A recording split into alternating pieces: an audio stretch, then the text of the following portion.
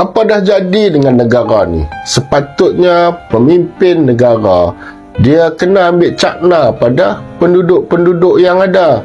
Isu URA sebelum ni, Perdana Menteri yang sekarang, sebelum dia jadi Perdana Menteri, berjanji akan menghapuskan isu yang sedang berlaku di Kampung Baru.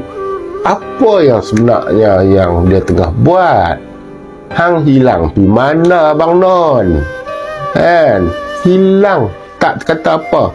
Tapi komen hang ada. Kan? Itulah.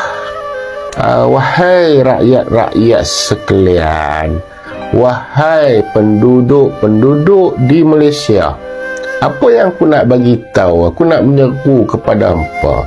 Cubalah tengok daripada isu Zara yang kini sedang hangat diperkatakan dan cuba nak disejukkan dengan jawapan yang setiap hari bertukar. Dan begitu juga dengan isu URA. Isu URA ni sepatutnya telah pun ada pihak-pihak daripada kementerian itu sendiri datang untuk membantu. Tapi hari ini kita dapat lihat menteri-menteri yang dari DAP itu sendiri, sorry to say memang baru-baru ni daripada DAP. Tengah komen, takkan daripada parti Selas Malaysia PAS, takkan daripada parti Amanah, takkan daripada parti Keadilan Rakyat. Tak, dia daripada DAP. Dan dengan komen bukan daripada UMNO. Kan? Sepatutnya dia pun dah kena ada. Tapi benar ni tak ada pun.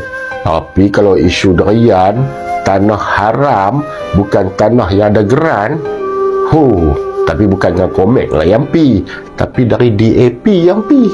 Hamba nampak tak DAP ni? Hamba nak setuju lagi dengan parti yang dikatakan hak sama rata. Kalau bapa hamba hak sama rata.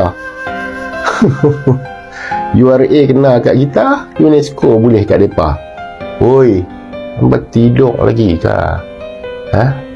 Nak tidur? Tidur sampai mampus.